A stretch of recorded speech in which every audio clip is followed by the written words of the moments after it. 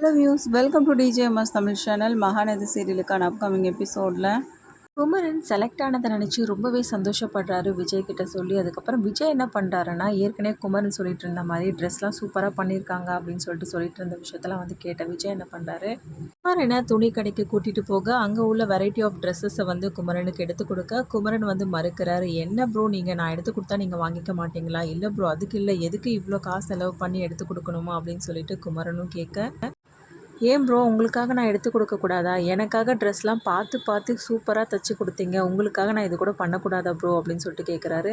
இதுக்கு இல்லை ப்ரோ, நான் என்ன சொல்ல வரேன்னா, எனக்கு புரியுது ப்ரோ, நீங்கள் சொல்கிறது எனக்கு நல்லா புரியுது. நீங்கள் ஒவ்வொரு ஸ்டேஜுக்காக போயிட்டு எல்லாத்தையும் செலக்ட் ஆகி வின் பண்ணி அதுக்கப்புறமா உயர்ந்து வரும்போது உங்களால் என்ன செய்ய முடியுதோ கண்டிப்பாக எனக்கு செய்யுங்க ப்ரோ அப்படின்னு சொல்லிட்டு விஜய் சொல்கிறாரு.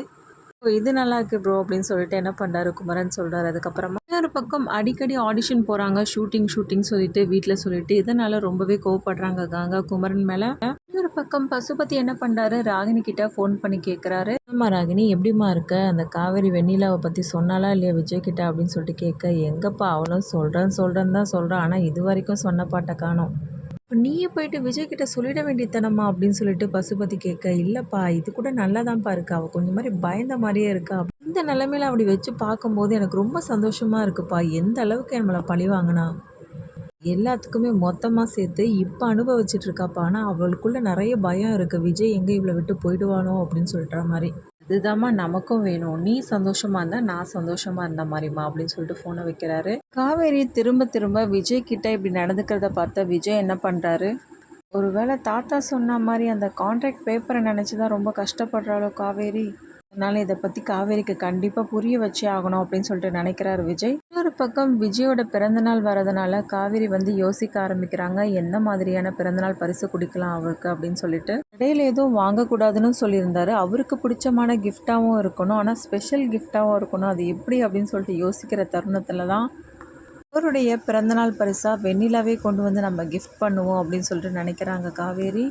இது வரைக்கும் உங்கள் மனசுக்குள்ளே என்ன இருக்குன்னு என்னால் புரிஞ்சிக்க முடியலைங்க.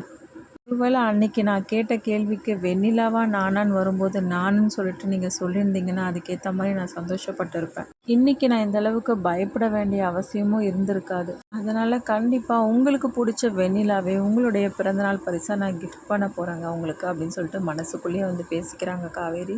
என்ன காவேரி என்ன யோசிச்சுட்டு இருக்க அப்படின்னு சொல்லிட்டு விஜய் கேட்க, ஒன்றும் இல்லைங்க அப்படின்னு சொல்லிட்டு காவேரியும் மறுக்க. அதுக்கப்புறமா ஆசிரமத்துக்கு போகிறாங்க, வெண்ணிலாவை பார்க்குறாங்க, வெண்ணிலாவை பார்த்து பேசி கூப்பிட்டுட்டு வர பார்க்குறாங்க. இன்னொரு பக்கம் விஜயோட பிறந்தநாள் அன்னைக்கு சர்ப்ரைஸ் கிஃப்டாக வெண்ணிலாவை விஜய் கண் முன்னாடி கொண்டு நிறுத்துகிறாங்க காவேரி.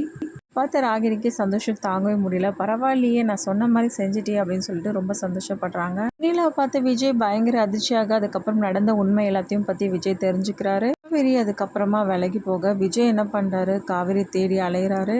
இதுக்கப்புறமா இங்கே நடந்த குழப்பத்துக்கும் இங்கே நடந்த பிரச்சனை எல்லாத்துக்குமே காரணம் இந்த ராகினி தான் அப்படின்னு சொல்லிட்டு ராகினியை பார்த்து பயங்கரமாக வார்ன் பண்ணுறாரு. அதுக்கப்புறமா அஜயை கூப்பிட்டே மிரட்ட ஆரம்பிக்கிறாங்க, உங்கள் பொண்டாட்டியை ஒழுங்காக இருந்துக்க சொல்லு அப்படின்னு சொல்லிட்டு இதோட இந்த எபிசோடையும் முடிச்சிருக்காங்க.